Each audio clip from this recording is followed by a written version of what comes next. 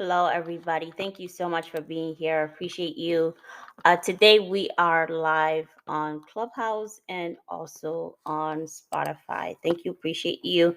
As you know, your host, my name is Rejoyce. I'm in human resources. I have about 12 plus years in human resources. And it's my pleasure to be with you to give you this topic of what is executive presence. So to start off, we'd like to share with you that the areas of specialty for me includes strategic planning, EOC compliance, labor and employee relations, competency-based training, talent acquisition, vendor negotiations, data and analysis, coaching and development, leadership development, DEI, strategy, organizational design, total reward strategy, community engagement, process improvement, and public speaking. So these are the areas of my specialty in HR. As I mentioned before, I've been in HR for about 12 plus years. I love everything about the career and everything about the role. When it comes to executive presence, this is a concept that people hear often, especially if you're in middle management or senior management or want to progress your career in a leadership role within an organization.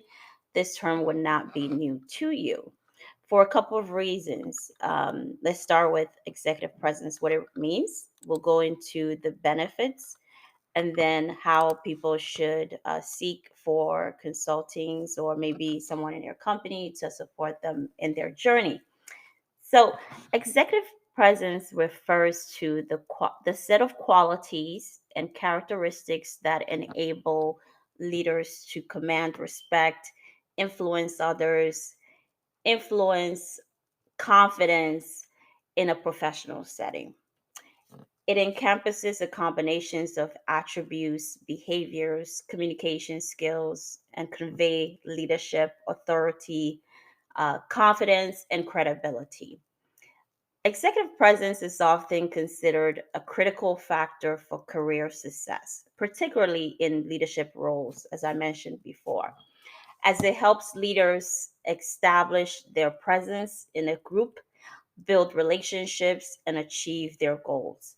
So let's look at some key components of executive presence, and then we'll start discussing the benefits, where people are in their career journeys, and often how HR supports whether management or teams to start considering this concept. So, the first key component I want to discuss is confidence. I think confidence is a word we throw out quite often when we discuss leadership, but I'm sure we can all attest that it's quite true. Leaders with executive presence exhibit confidence in their abilities and decisions. The project, no, they project self assurance and remain composed under pressure. This is just a quality that anyone who wants to be in leadership will have to demonstrate, especially when you're leading a team of people. The second component I want us to discuss in this topic is authenticity. Being authentic is about being genuine, true to oneself. It requires one to know yourself first before people can see who you are. Leaders with executive presence are authentic and they do not try to be someone they're not. They are comfortable with their own style and they are able to connect with others in an authentic way. Why is this so? Because in any given situation, you don't necessarily have to guess where that leader is going to sway to because they're pretty solid into who they are. They know themselves pretty well. And they connect with people based on how they have, over the years, established themselves, whether in the industry, in the job, or in the company, or the culture of the industry. And then the number three, we're going to also talk about strong communication skills. I think this is a giving. To be a leader, you really have to know how to communicate, both verbal and written. Leaders with executive presence are excellent or effective communicators. They are able to articulate their ideas clearly and persuasively, both verbal and written, as I mentioned earlier. They're also attentive to listeners who can engage in meaningful conversations and show empathy towards others. So, communication is a two-way street. I'm sure we all know this. Speaking and also being able to convey your ideas is one thing, persuading others is another thing, and then being able to listen is another thing, and being able to empathize is also another layer of the communication, which all helps make executive presence even more lively. The fourth thing would be gravities. Gravities refers to the ability to convey a sense of seriousness, dignity, and maturity. It also helps leaders with executive presence to have commanding presence that commands respect for others. So, in different scenarios or in different situations that leaders find themselves in, there has to be a time where the leader is able to communicate seriousness, which alerts the team this particular topic or this particular situation or this particular person, I have to deal with it in a different manner, or the team has to deal with it with a different manner. It helps grab the team's attention, it helps grab the group's attention, it helps direct where they're going. So that is definitely something that if one wants to be an executive, they need to learn how to exhibit that and portray that in their communications. The next thing is emotional intelligence. I know in this room we have already had a topic on emotional intelligence. We spent months, a lot of hours explaining what emotional intelligence is, but just a brief overview. Leaders with executive presence possess high emotional intelligence. What do I mean by this? They are able to understand and manage their own emotions and are skilled in navigating complex interpersonal dynamics with empathy and composure. Now, this is very tricky, and this is why I would like to spend a little bit of time on it. Having emotional intelligence is great.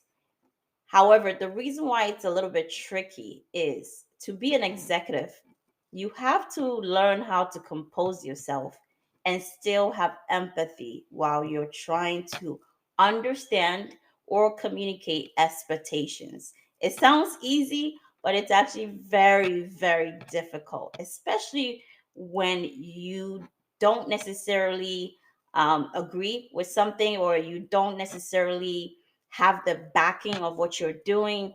Or maybe let's say you have an executive leader like a CEO or CFO, or chief officer, someone who is in a senior position that is also trying to channel their energy or channel their decision through your department. If you don't learn how to do this, this is what sometimes crush a lot of leaders, especially folks who are entering senior roles. This is one of the areas that some people may test, and if not successful, they may not be successful. So emotional intelligence is critical, and we'll come back to this as we get into the discussion a little bit more. Professionalism. Professionalism is something that's not a new concept to us. I think we all know this. Leaders with executive presence exhibit a high level of professionalism in demeanor, appearance, and conduct. I just want to repeat that again. Leaders with executive presence exhibit a high level of professionalism in their demeanor, appearance, and conduct. They maintain a polished and composed image and are able to handle challenges, situations with grace and pause.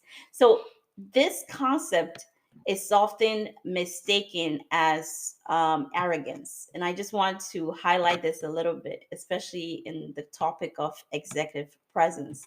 So, oftentimes, people who may not understand this skill or may not necessarily understand the reason why this is important.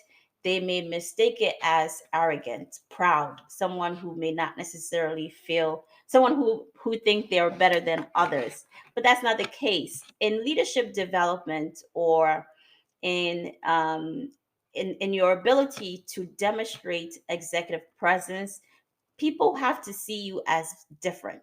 Because then what is the point if you are not different from the rest? How are you going to be seen as the leader? So let's start from there.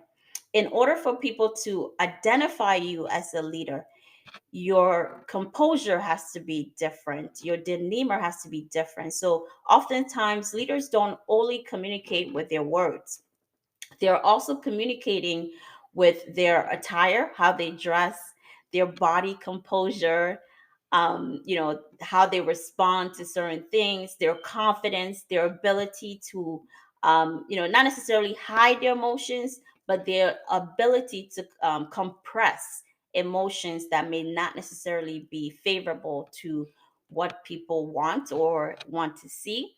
But it's definitely a skill. It's very difficult, but especially if you want to grow your career in the executive area or work with executives or senior level managers, this is an area that everyone has to continue to work around in terms of appearance, conduct, and demeanor, and also make sure they are putting themselves in challenging positions and see how they respond to different challenges and compose their confidence at all times, especially when they're being challenged. This is an area that they definitely have to demonstrate a high level of skill set.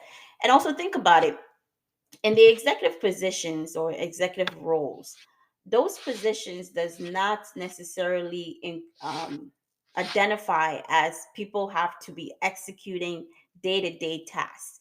What executives are doing are they are actually leading people, they're leading teams, they're leading ideas. So what they're leading is they're leading themselves as well. They have to be able to show people, this is where we're going, this is what I need you to do, this is what the company needs you to do, or this is what the organization needs you to do. And they do this through professionalism, their demeanor, appearance, and conduct. And that's how they're evaluated. They're not evaluated by goals, how many targets they're able to achieve as an individual. That's actually something that's evaluated from the team perspective. But overall, as an executive, how do you execute through these three concepts? And then the seventh thing I want to highlight is strategic thinking. So, for strategic thinking, as an executive leader, or if you want to have an executive presence, leaders with executive presence, let's start from there, demonstrate strategic thinking skills. It's a requirement, it's a must. People have to show the ability to analyze complex situations, make informed decisions, and anticipate potential challenges and outcomes. This is something that is going to be required of that individual. So the more practice you have, the better you become. Some have it naturally, for whatever reasons. Maybe they're just naturally a strategic thinker. Some people learn. Some people take courses in strategic thinking and become better at it. Some people spend years or months in a specific career or job, and because they do that, they learn the ins and outs of the job, and they are able to foresee roadblocks. They are able to foresee future events. And that's also good. Everybody has a different path, by the way. So this is why sometimes it's a little bit complex, because everybody has different situations that makes them a strategic thinker. But you have to identify where you are in your journey. Are you in a career that allows you to gain a lot of knowledge, and thus you're able to make strategic decisions for the job that you do? Or are you in a position where you want to go to school and acquire strategic thinking skills so you can use it in your future to become an executive? That is also a choice that you have to make. You can also take online courses. You can also contact us at UMATA Consulting if you want to go through our program. where we teach our students or our clients um, different concepts of strategic thinking and how that would help them in their career. And then the next thing is leadership presence. I know this one may sound a little bit straight to the point, but leaders with executive presence display leadership qualities. I'm sure we all know the qualities of a leader, such as a vision. People need to know what you're about, what you're trying to achieve. They need to see some level of integrity. This is why they follow. A lot of times people feel like if they're connected to your values, they want to follow you. Your ability to inspire and motivate, which is extremely critical. Um, Having a group of people together or working in a team is not enough. You have to also have the ability to find ways to inspire them and motivate them to do whatever you're trying to achieve, maybe for a company, for a church, for an organization, for a family. The goals, the inspiration may be different depending on whatever you're trying to do. They're able to influence and inspire their team and stakeholders. A lot of times we spend a lot of time on teams, but there's also a different aspect where there are invested people who are not necessarily part of the team, but they are part of the sake of the vision that you're trying to achieve. Let's look at it from a business setting. It could be board members, so board members are not really executing the tasks of the organization, but they are a stakeholder. Maybe they have financial influence in the company. It could be your advertisement. It could be a team of advertisement agents that are not part of the organizations, but they are stakeholders. It could be the community that you're in because they value whatever project you're doing. So stakeholders come in different forms. Stakeholders can also be family members, ironically, because your family is just an integral part of who you are, even when you're not working with them indirectly. They're still a stakeholder, and if you're able to get their buy-in, it helps a lot with how you're going to achieve your goals and also have a clear mindset of working, so you're not worrying about what's happening at home. So that's a little bit of a clear sense of some key components of having executive presence. They sound simple, but in actuality, when putting it in practice, it sounds a little bit more difficult, or people find it challenging to meet the expectations of these concepts.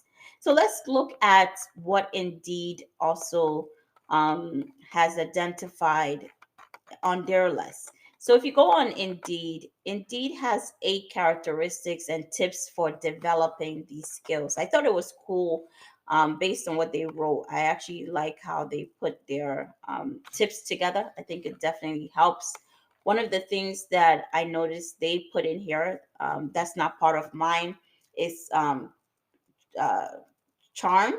They actually include the ability to charm others, which I find very interesting. So, um, for them, they see charm as an ability to get trust and also narrow the thinking of people. People are magnetically attracted to you. So that's something I found a little bit different from my mindset, how I review executive presence based on my leadership training.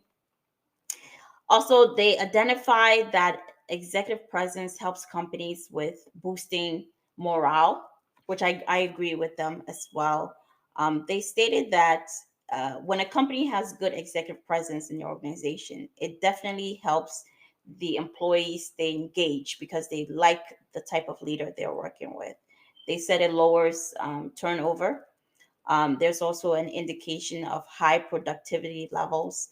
There's also an indication of awareness of necessary changes. Let's say there's a company change, or maybe drastic acquisition is happening within the organization. Whatever is happening, it helps people build trust over time.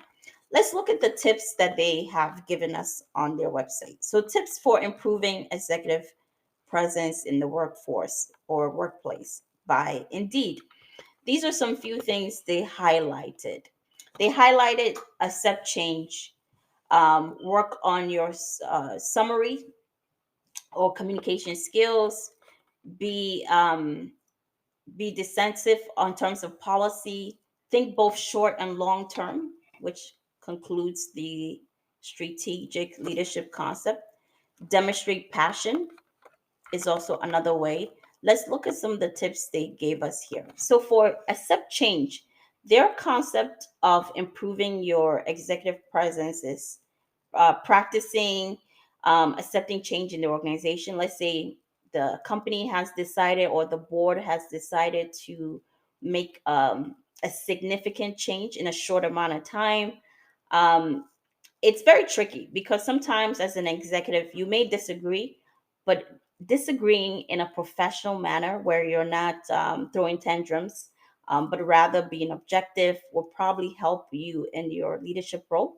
They stated it helps with managing the responses, develop your problem solving skills. It can also help with learn how to be concise, respond to preparation or lack of preparation. Sometimes people don't get enough time to prepare for these changes, but change is inevitable. I mean, if you're working in any organization, whether corporate or a small business or startup, you have to expect some sort of change, and your ability to embrace change and go with what's going at hand, add your input, obviously would definitely help. So, guys, I'm just giving some few indications of how to improve executive presence by Indeed. I've already shared my summary on what I think what executive presence is based on my leadership training. Come up if you want to discuss some of these topics a little bit further, or if you have any questions, or if you have an input, feel free to come up since I've completed the introduction. Come up if you want to be part of the talk. I would love to hear from you. What's been your experience? What have you encountered with executives? Are you aspiring to be an executive one day? Come up and talk to us. Any questions, raise your hand, guys, and we can chat. Don't hesitate to come up. So I'm sending invitations if you want to come up. If not, I'll keep going, and then we'll be concluding pretty soon. So also, Indeed shared, being decisive about policy. And I think policy and change goes hand in hand. Decision making is very difficult, especially when you don't necessarily always going to know the outcome of your decisions or the consequences of your decisions. You can plan, anticipate some things, but as always, the final stroke is going to happen when the consequences hit the nail. So, according to Indeed, decision making skills are important in leadership positions. Oftentimes, when being hired in a leadership role, or let's say a position of some sort of authority, people are looking at your ability to decide. Um, Whether you decide on things you like or you don't like, whether you do your due diligence, whether you do your research, whether you're going to take feedback, excuse me, whether you're going to take feedback from others and make decisions. But ultimately, as an executive, you're going to make a lot of decisions. So make it a point to gather information you need to make informed decisions and then take a side. Unfortunately, as an executive, oftentimes people are looking at you to pick a side, and as often there's always going to be two or three or sometimes four, and however, etc., composing sides when it comes to making a decision. And oftentimes your ability to make a decision often helps you in becoming an executive, and also people seeing that this is where you stand on that side. So hopefully you pick a side that is a winning side versus a losing side. So it's tricky, but unfortunately that's one of the things that comes with the role of being an executive. And then notify others of your decision once you make your decision with confidence, obviously. One area that could be tricky, where Indeed has highlighted, if you are sort of lukewarm with your decision as an executive, people are going to see it. And when they smell any sort of weakness with your decision, that could potentially hurt you in the long term.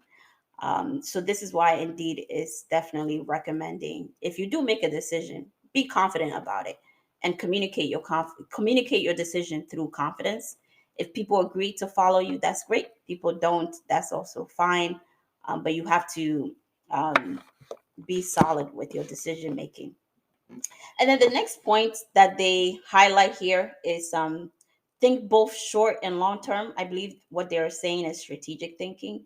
So what they're saying is the needs of businesses are often short and long term, which we can all agree. When you're looking at it from a leadership point of view, leaders or managers or even senior executives like CEOs, chief officers, and so forth, they're making decisions that will impact the employees, the company, their stakeholders, the investors on a short term and also on a long term basis. So, if you want to have an executive presence or if you are in a leadership role, you have to constantly learn to consider the full implications of your decision. I know it's kind of connected to some of the things I said earlier, but based on their analysis, you have to learn how to consider the full implications of your decisions, and consider not only how they affect the business, but also the individual team members, which often we don't think about. I'll be honest about that. Oftentimes, you know, how it's going to impact the business is critical. It's what people focus their energy on. But then again, you are also working with people. So, as an executive or as a leader or someone who's aspiring to have an executive presence, you have to always consider how your behavior, your conduct, your words are going to impact people, especially the people you work with, for the good or for the bad. And how do you cater to their needs? You have to focus on creating short and long term goals. Communicate, communicate, communicate, communicate. I know I'm saying this so many times, but communication is so important. When a leader fails to communicate, it sends out a signal to the members, to the team members, to the employees, and it doesn't always send a good one. So those are just some few tips that Indeed is offering from their analysis. The other thing is demonstrate passion. So, according to Indeed, demonstrating passion in the workplace can promote the excitement and productivity of others. I think this is self explanatory. Everybody wants to work around someone who's a little bit passionate about the type of work they do. If you work with someone who is sort of door, they're not happy to be at work, they're just sort of putting their head down. You don't even see the motivation. Why should you go and work for this person, right? You just feel like, why should you go day to day and try to do your best for a manager or a senior executive when they themselves are not even passionate to be there? So having passion as a leader helps you. It definitely convey that you care about what you're doing. It encourages your team members to share the same energy of passion about the vision of the organization and the goal. And this is why when HR is hiring a leader or someone who's going to be in an executive role, they are also assessing that person's level of passion for the company, passion for the mission, passion for the goals and objectives of that organization. Because as an executive or a leader, you can't lead others if you yourself don't have passion for what you're doing. So it's important as leaders in any organization or as we progress in our careers, if you want to be in that career for the long term, show your employer how passionate you are about what you're doing, and they will see it.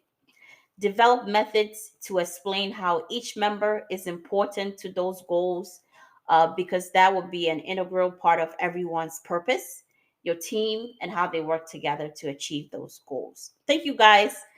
It's been a pleasure talking to you guys. If you have any questions, please come up.